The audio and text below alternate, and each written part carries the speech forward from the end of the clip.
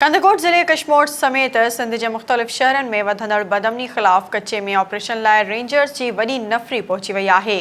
उन हवाले सां वधीक तफ़सील ॿुधाए रहियो आहे फरहान अली मलिक। जी फरहान, छा तफ़सील आहिनि? जी बिल्कुल, मैं तव्हांखे ॿुधाईंदो हलां त कंदकोट ज़िले कशमोर समेत सिंध के मुख़्तलिफ़ शहरनि में वधंदड़ बदअमनी ख़िलाफ़ कच्चे में ऑपरेशन लाइ कशमोर कंदकोट में रेंजर्स की वॾी नफ़री पहुची वई आहे। सिंध हुकूमत के हुकूम ते धाड़ियल राज ख़िलाफ़ ऑपरेशन लाइ रेंजर्स पहुती आहे। रेंजर्स पारां अमन अमान की बहितरी लाइ इंडस हाईवे समेत पूरी सिटी कंदकोट कशमोर जो गश्त कयो। 400 स्पेशल टीम जा एहलकार शामिल आहिनि। वधीक नफ़री 2 ॾींहंनि में अचण जा इम्कान आहिनि। ज़िले में अगवा फुर चोरी की वारदातुनि सबबि अवाम में ख़ौफ़ व हिरास वारो माहौल छायल आहे। कशमोर के सागर कुमार, कंदकोट की नाज़िया कौसर, नदीम मलिक समेत ॿिया मुग़वी भी जेके उहे धाड़ियलनि जे क़ैद में क़ैदी बणियल आहिनि। कंदकोट ज़िले कशमोर जी अवाम सदाई फ़ौजी ऑपरेशन जो मुतालबो कयो हो। रेंजर्स की नफ़री पहुचण ऐं शहर में गश्त खां पोइ शहरनि में ख़ुशी वारो माहौल छायल आहे।